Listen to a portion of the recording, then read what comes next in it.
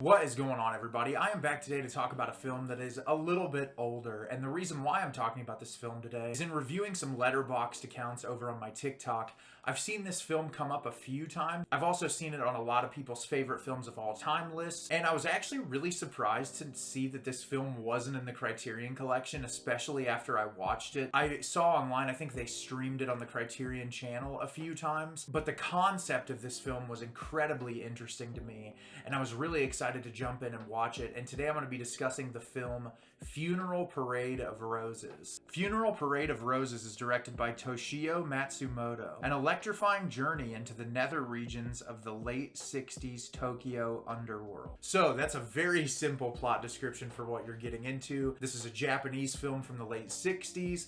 I didn't really know much about it at all when I first went into it, but oh my god, this immediately became one of my favorite films I've ever watched. It's truly one of the most remarkable pieces of cinema. The amount that it's able to say in the length of its runtime is incredibly impressive, and I'm excited to tell you a little bit more about it today. So there are a lot of characters that come in and out of this movie, but the lead character that we really focus mostly on is Eddie, who is a transgender woman living in Japan in 1969, and she works at this club. She's a part of the underground queer culture in Japan at this time period. She specifically spends a lot of time with this one specific man. At the beginning of the movie, it shows them having sex, spending some time together, some of the dialogue between them, and they go to leave his house and they get in the car, and Eddie quickly sees behind her this other woman, and it really scares her, it freaks her out. They have a conversation about what's she gonna do now, what's gonna happen. You find out that that is another transgender woman, Lida, and the two of them work at this underground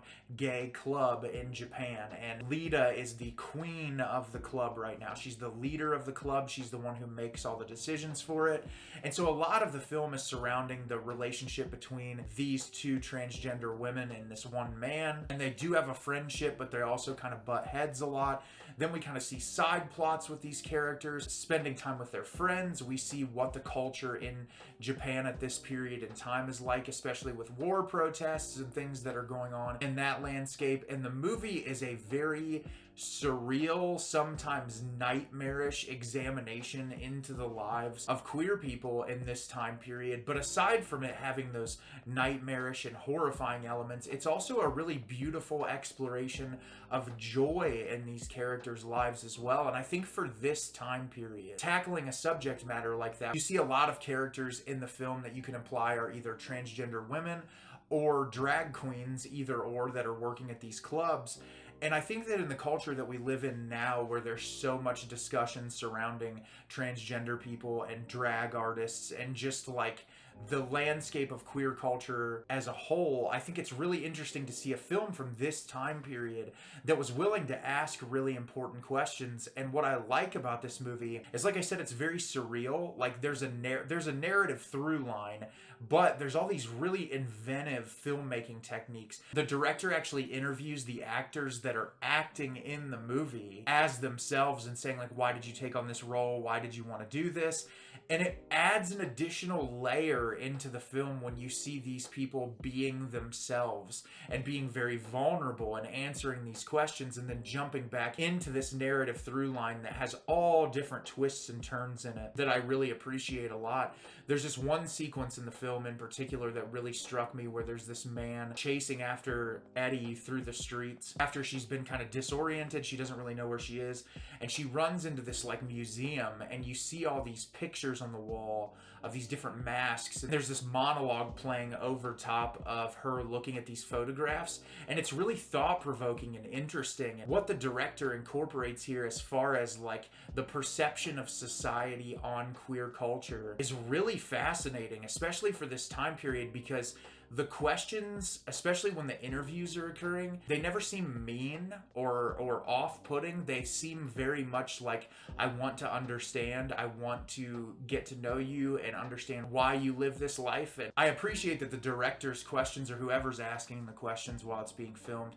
are very thoughtful questions, more just examinations on the lifestyle and what brought them to live this lifestyle and live their truest form of their self. And I think that's so important in what the film really examines more than anything is just like there's conversations with characters that are queer in there, that just regular gay people in Japan, that they ask them questions, why are you like this, or why do you live this way? And it's just like, this is who I am as a person. I can't change who I am. And I loved seeing that in this movie. It takes some really dark, surreal, and strange turns throughout it that I think add to the idea of the struggles that queer people deal with and the trauma that a lot of queer people experience. And I think the elevation of what's going on in the film, especially towards the third act when things really blow up and get very intense, I think it takes that turn as a representation of what queer people experience. And the last shot of this film is incredibly haunting, and I really appreciated it a lot. And like I said, this film is very surreal, and it has some really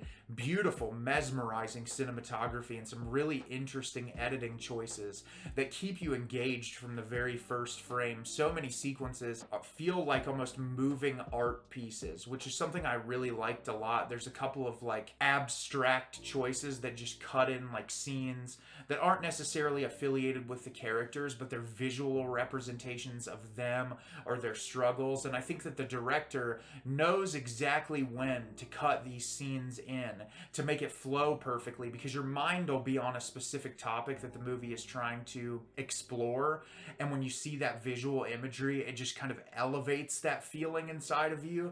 And I appreciated that a lot, when you can use surrealism to really elevate the ideas that you're exploring. It's a difficult thing to do, and the director in this film accomplishes it very well and really makes this material stick with you. I really love the soundtrack choices in this as well. There were moments that reminded me very heavily of Herc Harvey's Carnival of Souls, with the same type of instrumentals, almost like haunting organ music that works really well in the confines of specific scenes in the movie. And that's what I like about this, is that the tone is all over the place. Like, you have these moments where these friends are just hanging out and having a great time, and it's very lighthearted and you have a smile on your face, and then it contrasts with a scene that's very horrifying, real life horror that a lot of queer people have to experience. Having those contrasting elements in the movie makes for a very indicative portrait of what life is really like for queer people, because not only for queer people, but just the life experience in general has its ups and downs. And when you're a member of a marginalized group of people, it can make for a more difficult experience, and it can make the highs high and the lows low. And I think having a movie that covers that entire spectrum is really awesome, especially, like I said, for this time period in the late 60s, where I'm sure a lot of this was not commonplace at all to discuss openly, especially in Japan, where Japan is a relatively conservative culture. And I think it's interesting to see something like this that is so open-minded and thoughtful and understanding come out of the Japanese culture in a time period that it was highly conservative. Obviously, each culture you're in has subsects of people, and people that are thoughtful and that they're exploring their ideals and changing the way that they think. And it's really amazing to see a film like this come out of that time period. I thought all the performances in this thing were absolutely fantastic. Like I said, I was mesmerized from the very first frame. I think, in my opinion, this is a really important film and the landmark of film history, especially for movies about queer culture and about the trans experience. I thought that was really cool to see this type of a movie, and I highly recommend you watch Funeral Parade of Roses if you're a fan of film in general. If you're looking for great LGBTQ cinema, this is 100% a movie that you cannot miss. So have you seen Funeral Parade of Roses? Did you love it? Did you hate it? Leave me a comment down below and let me know what you thought. I thought this movie was absolutely incredible. From start to finish, I have no qualms with it whatsoever.